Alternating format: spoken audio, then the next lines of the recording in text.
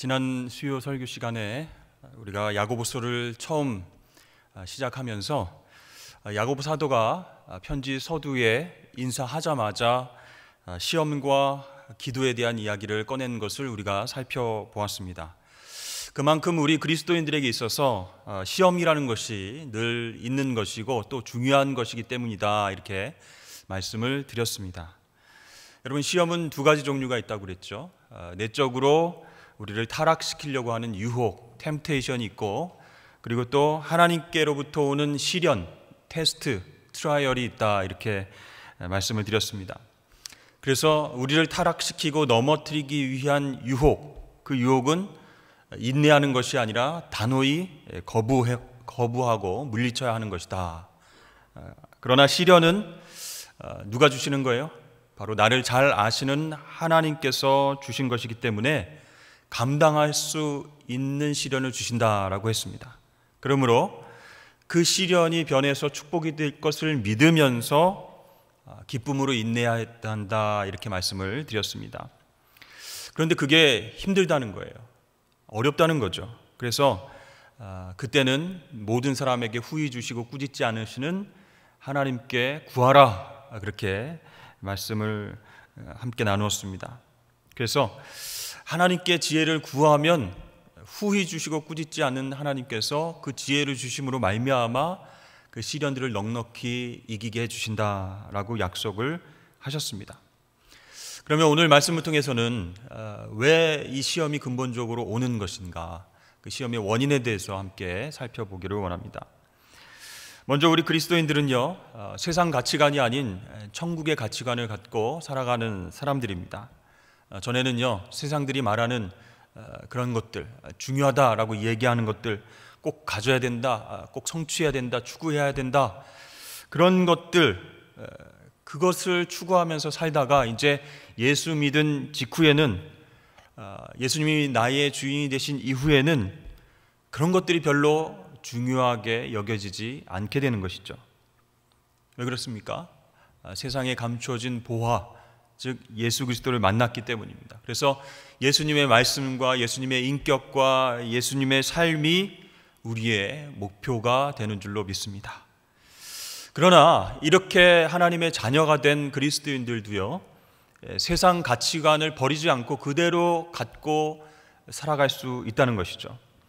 마치 이스라엘 백성들이 하나님의 인도하심을 따라 광야를 지나서 약속의 땅 가나안 땅에 들어가면 하나님 중심의 그런 신앙 공동체가 될 줄 알았는데 바알신을 따라가는 것과 마찬가지입니다. 막상 구원받기는 했는데 현실적으로 보면 우리가 살고 있는 세상의 것이 더 좋아 보이고 더 편리해 보이고 더 편해 보이기 때문에 우리는 예수 그리스도를 말미암아 구원받았어도 다른 신과 세상 가치관을 섬길 수 있다는 것이죠. 그래서 누구든지 예수 믿고 이 가치관이 변하지 않으면 신앙생활의 연수에 상관없이 그 신앙이 자라지 않게 됩니다. 성숙이 없게 된다는 것이죠. 오늘 본문 말씀 9절부터 11절까지 말씀을 보면요, 독특한 이 히브리적 세계관, 그것이 기독교적 세계관으로 재해석돼서 야고보 사도가 아름답게 표현을 하고 있죠. 어디서 많이 들어본 그런 말씀 같습니다. 전도서에도 있고요, 시편에도 있고 또 잠언에도 동일하게 있는 말씀입니다. 어떤 말씀이죠? 헛되고 헛되다. 네. 해 아래 새 것이 없다. 모든 육체는 풀과 같다. 시든다. 그 모든 영광이 풀의 꽃과 같이 시들게 된다. 풀은 마르고 꽃은 시드나 오직 주의 말씀은 영원하도다. 이 말씀 굉장히 우리가 많이 잘 알고 있고 또 좋아하는 말씀입니다. 이사야 40장에도 나오고요, 또 베드로전서 1장에도 나와 있는 말씀이죠. 그러니까 이 세계관, 그 세계관으로 우리 세상을 바라보면요, 시간이 가면은, 흐르면 모든 사람이 늙게 되어 있다는 겁니다. 누구든지 예외 없이 노화되고 힘을 잃게 된다는 것이죠.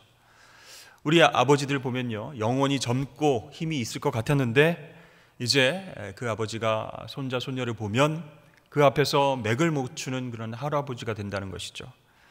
우리 자녀들도 정말 귀엽고 예쁘고 정말 애교가 많은 그런 갓난애기였을 때가 있었는데 점점 자라나면서 사춘기가 되고 청소년기 되고 청년이 돼서 이제는 같이 늙어가는 그런 우리 자녀들을 보게 된다는 것이죠. 제가 전에 교회에서 오랫동안 부목사 생활을 했다고 말씀드렸는데요. 우리 성도들이 자주 저한테 했던 말들이 있습니다. 목사님, 우리 교회 처음 오셨을 때에 정말 뽀얀 청년이었는데 이렇게 얘기를 하시는 거예요. 그 나중 말은 없으세요. 그러니까 늙었다는 거죠. 네, 시간이 흘렀으니까 많이 늙었습니다, 이런 뜻인 것 같아요. 목사님, 머리 숱이가 굉장히 많아졌습니다. 그런 얘기도 듣고요. 목사님, 이제 담임 목사 나갈 때가 된 것 같습니다. 배가 나오시고 인격이 굉장히 출중해지셨습니다. 이렇게 이야기 많이들 하셨습니다. 여러분, 시간이 지나면 모든 사람이 늙어간다는 거죠. 그런 측면에서 사람이 동등하다는 겁니다. 인간의 보편성이죠. 많이 배운 자도 못 배운 자도, 부자든 가난한 자든 건강한 자든 약한 자든 시간이 지나면 공평하게 너나 할 것 없이 늙게 되고 모두 다 무덤을 향해서 간다는 것입니다. 그래서 시간이 지나면 이 육체는 썩어질 것입니다. 그래서 이런 생각이 가끔 듭니다. 우리의 몸은 중고인데 옷은 새 옷이고 명품이면 뭐가 달라질 것인가? 네, 그런 생각이 듭니다. 마지막에는 다 늙게 되고 무덤으로 들어가야 할 육체인데 남들과 그렇게 비교하고 차별을 두면서 새 옷, 명품 이런 것을 몸에 거칠 필요가 있을까? 여러분, 어떻게 생각하십니까? 여러분, 우리의 삶은 종말론적이어야 된다는 것입니다. 그것을 극대화해서 평소에도 잊지 않고 살아가는 것이 지혜로운 삶이 된다는 것이죠. 그래서 사람과 세상 중심의 어떤 가치관이 아니라 하나님 중심의 어떤 가치관을 가지고 생활을 하면 우리는 거칠애에 신경 쓰지 않고 당당하게 주님과 동행하면서 살아갈 수 있다는 것이죠. 곧 예수 그리스도 안에서 우리의 인생이 엄청난 변화가 있게 된다는 것입니다. 그래서 우리가요, 예수 믿는다는 것을 이런 측면에서 보면은 value orientation, 즉 그리스도 안에서 가치의 전환이 일어난다는 거예요. 그래서 예수 믿고 난 이후에도 예전 삶이 더 좋다, 세상의 것이 더 좋다라고 한다면 예수님 잘 믿는 게 아니라는 것이죠. 온전히 변화된 것이 아니라는 것입니다. 그래서 예배 시간, 기도 시간, 훈련의 시간, 경건 시간, 사랑의 교제 그런 시간보다 맛집 투어하고 데이트하고 가족여행 가고 또 쾌락을 누리고 즐기는 것, 그것이 더 중요하다라고 생각한다면 우리 안에서 가치의 전환이 안 된다는 거죠. 믿음으로 구원받긴 했지만 가치관이 변하지 않는 거예요. 교회는 한가하고 여유 있을 때 그냥 가면 되지라고 생각하는 것, 그렇게 열심히 신앙생활 할 필요가 없잖아, 이렇게 말하게 된다는 것이죠. 여러분, 오늘 말씀에 세상의 모든 것이 풀의 꽃과 같이 지나가리라 라고 말씀하고 있습니다. 그러니까 세상의 부와 세상의 높음과 세상의 영광과 세상의 즐거움, 쾌락 모두 다 꽃이 시드는 것처럼 언젠가는 없어지게 될 것들이다. 잠깐 있다가 사라질 것들, 그것에다가 우리의 시간과 열정과 은사를 집중하고 있지는 않은지, 세속적인 가치관을 가지고 또 신앙생활을 함께하는 것은 아닌지 모르겠습니다. 그럼 여러분, 참 그리스도인이 되려면 우리의 가치관이 어떻게 변화해야 되겠습니까? 첫 번째로 철저하게 하나님 중심으로 살아가야 된다는 것이죠. 우리 하나님만이 나의 창조주 되시고 역사의 주관자 되시고 우리에게 복을 누리게 하시고 사명을 주시는 분이시다. 언제 하나님이 주셨다가 어떻게 거두어 가실지 모르신다. 이렇게 하나님 중심의 삶을 살아야 됩니다. 두 번째는 우리가 반드시 영적인 것에 가치를 두고 살아가야 된다는 것입니다. 영적인 것, 신령한 것, 그것에 가치의 중심을 둬야 된다는 것이죠. 여러분, 보이는 것과 보이지 않는 것, 또 물질과 마음, 돈과 정성, 음식과 사랑, 여기 중에서 어디에 더 중점을 둬야 되겠습니까? 우리는 영적인 것, 변하지 않는 가치, 거기에 중심을 둔 가치관을 갖고 살아가야 된다는 것이죠. 세 번째는 미래지향적, 우리의 가치관이 그렇게 바뀌어야 된다는 것입니다. 현재보다 미래, 순간보다는 영원한 것, 그것을 바라보는 안목이 있어야 되는 거죠. 그래야 우리가 세상의 많은 것들도 분별할 수 있습니다. 오늘이 좀 힘들고 고생스러워도 영원한 것을 위한 고생이라면, 투자라면 괜찮다, 인내할 수 있다, 끝까지 섬길 수 있다, 이런 마음이 생길 수 있다는 것이죠. 그리고 네 번째는요, 자기 중심적인 것보다 이타적이고 섬기고 봉사하는 것에 가치를 둬야 한다. 여러분, 이런 측면에서 볼 때 우리 그리스도인들도 가치관이 중생해야 된다, 거듭나야 된다, 그런 생각을 하게 되는 것이죠. 예수 그리스도 안에서 우리의 가치관이 변화되지 못하면 신앙생활은 그 자리이기 때문에, 성장하지 못하기 때문입니다. 9절과 10절 말씀에 낮은 형제와 부한 자 이렇게 나오죠. 이것은요, 가난한 자와 부자를 일컫는 말입니다. 그런데 이 낮은 형제와 부한 자 둘 다 자랑할 것이 있어야 된다라고 말씀하고 있습니다. 그러니까 가난하다고 주눅들지 말고, 또 부하다고 교만하지 말고, 공통적으로 지금 늙어가고 예수 믿고 가치관이 변한 사람들이라면 자랑할 것이 따로 있어야 된다라고 말씀하고 있습니다. 이것은 헛되고 저것도 헛되고 이것도 망했고 다 쓸데없다, 허망하다, 이렇게 말하는 인생이 아니라, 여러분, 그리스도인들은요, 허무주의가 아닙니다. 무정부주의도 아닙니다. 무관심 속에서 나만 잘 살아야 된다, 그것도 아니라는 거예요. 즉 예수 안에서 자랑거리가 있어야 된다, 긍지가 있어야 된다라고 하는 것입니다. 이것은 여러분 교만이 아닙니다. 우리는 교만과 자랑을 구별해야 된다. 오늘 말씀을 보면 가난한 자는 자기의 높음을 자랑하고 부한 자는 자기의 낮아짐을 자랑할지니 라고 말씀하고 있습니다. 그러니까 부하고 가난한 것이 문제되는 것이 아니라 나 자신의 어떤 기본으로 돌아가야 된다라고 말씀하고 있습니다. 물질이라든지 지식 때문에 교만해지거나 자괴감을 갖는 것이 아니라 근본적인 것을 생각해야 된다. 그것이 무엇입니까? 내가 죄인으로 있다가 구원받았기 때문에, 죄인이 구원받아 하나님 자녀 되었기 때문에 거기에 근거를 두고 나의 주인 되신 예수님을 자랑해야 된다는 것. 이것이 바로 우리 그리스도인들의 변화된 가치관의 모습이다라는 것이죠. 사도 바울은요, 예수 그리스도 안에서 많은 것을 자랑하고 있습니다. 고린도후서 11장 말씀에 보면요, 바울은 특별히 나는 약한 것을 자랑한다, 이렇게 말하고 있습니다. 왜냐하면 내가 약할 때 누구를 의지하게 돼요? 예수님을 의지하게 되고 그 능력이 내 안에 머물러 있기 때문에 오히려 약할 때 나는 강하다라고 자랑하고 있습니다. 이것은 여러분 사도 바울의 교만함이 아니죠. 변화된 가치관에 따른 자랑입니다. 정말 많은 사람들에게 알려주고 싶은 자랑거리예요. 그 복음의 능력 때문에 나는 약할 때 오히려 강하다, 그래서 난 승리할 수 있다라고 많은 사람들에게 자랑하고 싶은 겁니다. 그렇습니다. 전에는 내가 정말 돈이 많아서 자랑했지만 이제는 그러고 싶지 않다는 거예요.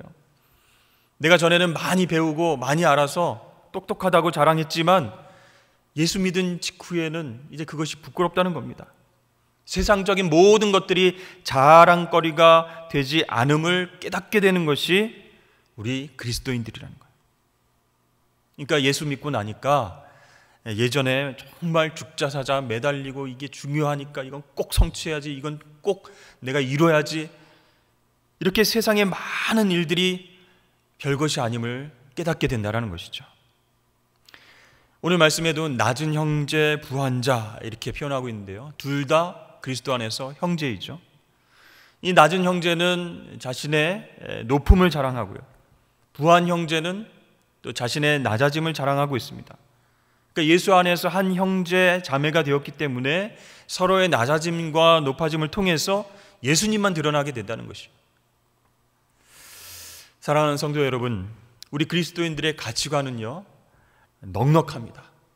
작은 일에 막 흔들리거나 안달하지 않습니다. 대수롭지 않은 그런 일들 때문에 중내 산에 막 어떻게 하니 막 걱정하고 두려워하지 않는다는 것이죠. 특별히 여러분 그 자녀들 키우실 때 걱정이 많이 되시죠? 특별히 이제 시험을 앞두고 있는 자녀들, 또 결혼을 앞두고 있는 자녀들, 취업을 앞두고 있는 자녀들, 매번 자녀들을 생각하면 기도할 것 투성입니다. 특별히 이제 입시 관문을 통과해야 되는데 그것에 떨어지고 붙는 것으로 인해서 천국에 갔다가 지옥에 갔다가 막 가족 전체가 막 롤러코스터를 타는 겁니다. 오래전에 제가 수능생을 위한 40일 기도회를 인도한 적이 있습니다. 매일 저녁 7시 30분에 우리 수능생을 위한 기도회를 인도를 하면서 정말 열심히 기도했습니다. 매일매일 말씀을 전하고 또 기도 제목을 가지고 중보기도 하고 학생들이 이름을 불러가면서 열심히 그렇게 수험생들을 위해서 기도했어요. 근데 수능이 딱 끝났습니다. 끝나고 나서 몇몇 분들이 저를 찾아왔어요. 그래서 수고 많으셨습니다. 목사님 고생하셨습니다. 이런 얘기를 하실 줄 알았는데 그게 아니라, 목사님, 내가 이렇게 40일 기도해도 다 한 번도 빠지지 않고 열심히 기도했는데 왜 우리 애가 떨어졌을까요? 네. 그리고 어떤 분은 찾아오셔서 정말 하나님께 열심히 기도하고 매달렸는데 왜 원하는 학교에 들어가지 못했을까요? 혹시 목사님이 우리의 기도를 덜 하신 것 아닙니까? 이렇게 얘기를 하시더라고요. 여러분, 수능 때 잠깐 기도하고, 물론 40일이었지만 잠깐 기도하고 자녀들의 인생이 확 바뀔 걸 기대하면 안 된다는 것이죠. 시간이 지나봐야 합니다. 하나님 앞에 소중히 쓰임받을 것을 기대하면서 계속 관심을 갖고 기도하고 지켜봐야 된다는 것이죠. 근데 우리는 눈앞에 그 결과만을 가지고 안절부절 못하는 겁니다. 여러분, 그리스도 안에서 같은 가치관, 같은 자랑, 또 같은 신앙, 같은 기쁨을 누리실 수 있기를 축복합니다. 여러분, 결국 우리에게 남는 것은요, 예수 그리스도 뿐이에요. 예수님으로 받은 은혜뿐입니다. 이것을 자랑하는 저와 여러분 되실 수 있기를 바랍니다. 여기에 새로운 가치관이 있는 것이에요. 우리 그리스도인들이 추구해야 할 가치관이 있는 것이죠. 12절 말씀에 보시면요, 시험을 참는 자가 복이 있다라고 이야기를 합니다. 근데 헬라어 원문에 보면 복되도다 시험을 참는 자요, 이렇게 복되다, 마카리오스, 이 단어가 먼저 나오고 있습니다. 이것은 마태복음 5장의 산상수훈에도 마찬가지입니다. 심령이 가난한 자는 복이 있나니, 우리말에는 이렇게 번역이 되는데요, 그 문장도 마카리오스로 시작합니다. 복되도다 심령이 가난한 자요. 이것은요, 성경이 말하는 복의 개념을 강조하고 있는 것입니다. 그래서 우리가 가지고 있는 이 세속적인 복의 개념을 교정해 주는 거예요. 우리가 생각했을 때 이건 복이 아닌데 심령이 가난한 자가 복되다고? 복되도다 심령이 가난한 자여 하면 굉장히 강조가 되는 것이거든요. 여러분들이 생각하시는 복이 무엇입니까? 무엇을 복되다고 하나요? 예수 믿으면 로또 맞은 것처럼 막 부자가 되고 막 일이 다 풀리고 자녀들이 학교에 잘 들어가고 아무런 문제 없이 잘 살고, 이것이 여러분 복입니까? 그게 아니라 정말 하나님 사랑받고 하나님 법을 따르고 하나님과 함께하고 또 하나님 사랑을 믿고 그 사랑 안에 거하는 것, 이것이 진정한 복인 줄로 믿습니다. 그래서 야고보 사도는요, 복에 대해서 이렇게 말하고 있는 거예요. 첫 번째로 시련을 당했을 때 그것을 참고 이겨낼 때에 복되다. 두 번째로 상급을 바라볼 수 있을 때에 복되다. 그리고 미래에 약속된 하나님의 복이 있을 때에 그것이 복된 것이다 라고 그렇게 강조하고 있습니다. 12절 말씀에 시험을 참는 자가 복이 있다라고 했는데요, 이 참는다라고 하는 단어를 원어로 찾아보면 슈퍼매너라고 되어 있습니다. 슈퍼는 밑에 있다, 그리고 매너는 머문다라는 뜻입니다.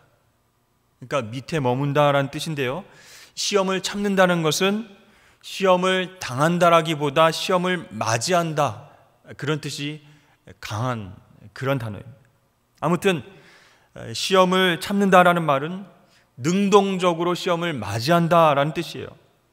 그러니까 시험이 올 때 이것을 큰일 났다, 이거 피해야지, 어떻게 하지, 안절부절 못하고 이러는 게 아니라 올 것이 왔구나 하고 맞이하는 것입니다. 왜 그렇죠? 나는 분명하게 그 시험의 뜻을 알고 있고 결코 나의 죄 때문에 심판으로 인해서 오는 것이 아님을 알고 있기 때문입니다. 하나님께로부터 오는 것임을 알고 있기 때문입니다. 그래서 올 것이 왔구나, 맞이하는 겁니다. 적극적으로. 하나님께서 이 사건을 통해서, 이 시련을 통해서 아름다운 하나님의 역사를 이루려 하신다는 것을 확실히 믿기 때문에 시험을 기쁘게 맞이할 수 있게 되는 것입니다. 거부하거나 자책하거나 그런 것이 아니라 기꺼이 맞이하는 자세, 능동적인 자세가 바로 시험을 참는다라는 말의 뜻입니다. 그렇게 견디는 사람이 복되다라고 야고보 사도는 말하고 있는 것이죠. 여러분, 이 복은요, 약속이 있기 때문에 가능한 것입니다. 어떤 약속이죠? 12절에 사랑하는 자들에게 약속하신 생명의 면류관, 그것을 주시겠다고 약속하셨기 때문입니다. 사실 이 부모님들이 잔소리하면 자녀들은 싫어하죠. 그리고 자기를 미워한다 이렇게 오해하기도 합니다. 그것은 나를 향한 사랑이 아니다. 분명히 부모님이 스트레스 받아가지고 지금 나에게 화풀이 하는 거다라고 생각하고 삐지고 토라질 때가 있다는 것입니다. 혹시 부모님이 조금 격앙됐어요. 그래서 매를 들거나 쓴소리를 계속하게 됩니다. 그러면 괜히 나한테 성질이야. 내 잘못은 요만큼밖에 없는데 부모님 본인이 화가 나니까 다른 일 때문에 지금 나에게 화풀이 한다라고 생각하는 거죠. 그래서 지금은 힘이 없어서 참는다. 내가 오늘은 맞아주지만 나중에 내가 크면 복수하리라. 이렇게 생각하는 자녀들도 있을 수 있습니다. 그런데요, 자녀들 중에는 나를 위해서 부모님이 지금 매를 드신 것이다, 그래 한번 고쳐봐야지, 이런 착한 자녀가 간혹 있다라는 것입니다. 그렇죠? 그런 자녀가 복받는 자녀입니다. 이것은 아버지 하나님께서 나를 사랑하시기 때문에 주시는 시련이다, 테스트다, 트라이얼이다, 사랑하는 자에게 주시는 연단이다, 이렇게 믿으면 문제될 것이 없는 거예요. 그렇습니다. 하나님께서 하나님의 자녀들에게 시험을 허락하실 때에 자녀들인 우리가 그것을 의연히 맞아들이고 능동적으로 맞아들이고 인내함으로 승리한다면 약속하신 생명의 면류관을 우리에게 주실 줄로 믿습니다. 여러분, 그러기 위해서는 우리의 가치관이 변해야 된다는 거예요. 시험을 맞이할 때 여기에 하나님의 사랑이 있고 약속이 있고 축복과 계획이 있다라고 믿을 수 있는 그런 어떤 영적인 가치관을 갖고 있어야 된다는 것입니다. 그래야 우리의 믿음이 조금씩 성장할 수 있게 되는 것이죠. 우리 13절부터 15절까지의 말씀을 보면요, 성도가 당하는 여러 가지 시험을 통해서 우리는 하나님을 오해해서는 안 된다, 그렇게 말씀하고 있습니다. 우리 13절 함께 읽어볼까요? 시작.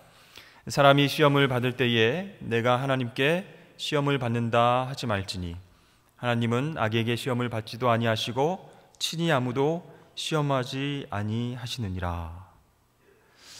아니, 지금까지 우리가 시험이 하나님께로부터 왔고 그 시련을 이기기 위해서 하나님이 힘주신다고 했는데 하나님께 시험 받는다 하지 말라, 이건 또 무슨 말인가?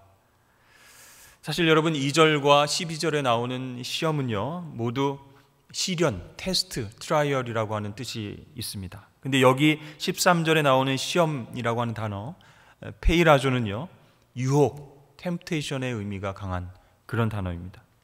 즉 하나님은 당신의 자녀들을 유혹해서 죄를 짓게 하려고 덫을 놓는 그런 분이 아니시라는 거예요. 따라서 나에게 죄 짓게 하는 유혹이 올 때 그걸 하나님이 나를 지금 흔들려고 보내시는 거구나, 하나님께 지금 시험 받는다라고 말하지 말라는 거예요.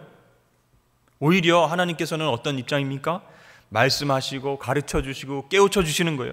근데 말을 안 듣는 건 바로 우리의 책임이라는 겁니다. 여러분, 로마서 1장 말씀에 보면요, 하나님을 알만한 것들이 그 안에 있음에도 불구하고 스스로 지혜 있다라고 하면서 어리석게 행동하는 것이 바로 인간의 모습이다라고 말씀합니다. 그래서 로마서 1장에 보면 그러므로 하나님께서 그 마음의 정욕대로 더러움에 내버려 두사 그렇게 말씀합니다. 그리고 부끄러운 욕심에 내버려 두사 이렇게. 그러니까 하나님이 심판적 허락을 하시는 거예요. 그렇기 때문에 자신의 욕심과 이기심으로 죄를 짓고 그 다음에 모든 책임을 하나님께 돌리면 안 된다라는 겁니다. 그럼 14절과 15절 말씀입니다. 오직 각 사람이 시험을 받는 것은 자기 욕심에 끌려 미혹됨이니 욕심이 잉태한 즉 죄를 낳고 죄가 장성한 즉 사망을 낳느니라. 자, 여기에서 야고보 사도는 시험의 원인을 밝히고 있습니다. 무엇 때문에 유혹을 당하는가? 그것이 더 정확한 말이죠. 그 근본 원인은 나 자신이라는 거예요. 그 원인이 세상도 아니고 환경도 아니고 바로 나 자신 때문에 유혹이 온다는 겁니다. 모든 유혹의 원인은 나 자신에게 있다라고 강조하고 있습니다.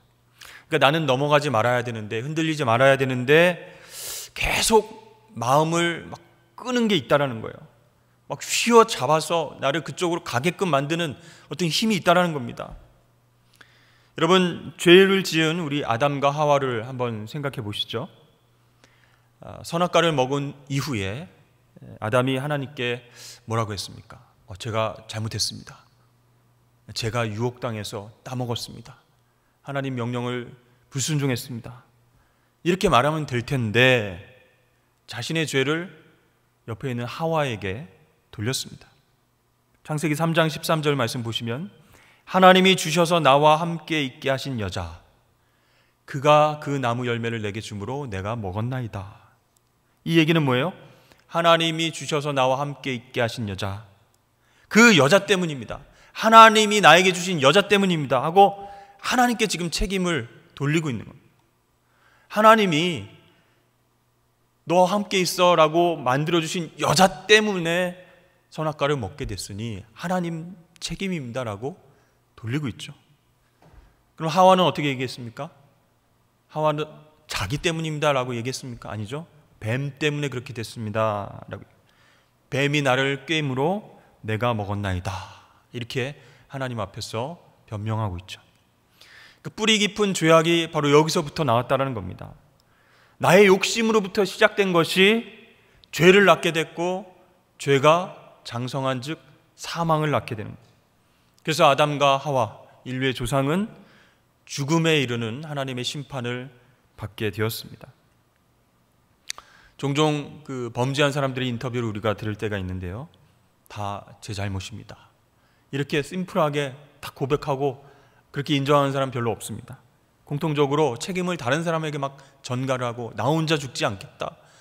저 사람도 똑같은 죄가 있다. 나를 이 자리로 끌고 왔다. 뭐 이렇게 얘기를 하죠. 나만 그런 게 아니고 다른 사람도 그렇게 사는데 왜 나만 그렇게 표적이 되어서 심판을 받는가 억울함을 호소하기도 합니다. 더한 경우는요. 이게 죄가 될 줄 몰랐다. 이렇게 아주 당당하게 얘기하는 경우도 있습니다. 이 모든 핑계들을 종합해 보면요. 결과적으로 창조주 하나님을 원망하는 아담과 같은 마음입니다. 하나님 때문입니다. 저 사람 때문입니다. 하와 때문입니다.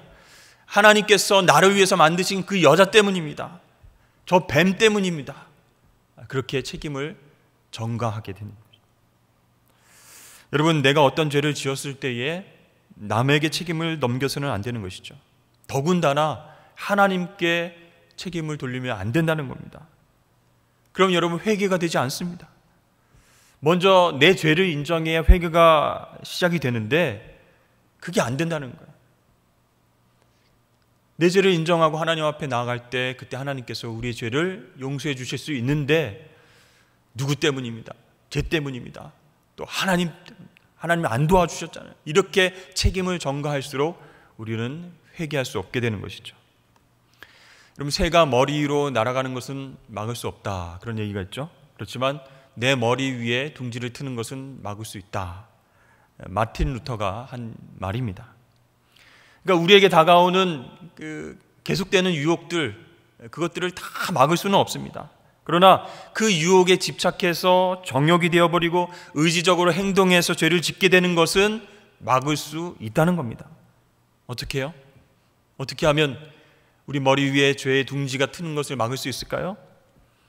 예수님께서 광야에서 사단의 시험을 받으셨습니다. 유혹을 받으셨습니다. 그때 어떻게 이기셨죠? 하나님의 말씀으로 이기셨습니다. 그러므로 우리도 하나님의 말씀으로 그런 유혹들을 이길 수 있다는 거죠. 내 마음속에 늘 말씀이 살아있어야 되는 겁니다. 매일 말씀을 묵상하고 가정기도회로 가족들과 기도하고 오늘 나에게 주시는 그 말씀 붙잡고 기도해야 순간순간의 어떤 유혹을 물리칠 수 있게 되는 것입니다. 사랑하는 여러분, 오늘 말씀을 통해서 우리에게 오는 여러 가지 시험이 있는데 그 중에서 죄의 유혹, 어떻게 이길 수 있겠는가? 그것이 하나님 때문입니다. 하나님으로부터 왔다 이렇게 얘기하는 것이 아니라 정말 우리 안에 말씀이 살아있어야 그런 유혹들을 이겨낼 수 있다는 것, 가지쳐낼 수 있다는 것입니다. 우리에게 죄악을 이길 힘을 하나님이 주셨다는 거예요. 성령 하나님께서 우리를 도와주신다 약속하셨. 그러므로 나에게 유혹을 이길 힘이 충분히 있습니다. 나에게 주신 말씀 붙잡고 이길 수 있습니다. 이렇게 믿음으로 선포하고 여러 가지 시험에서 승리하시는 저와 여러분 되실 수 있기를 주의 이름으로 축원합니다.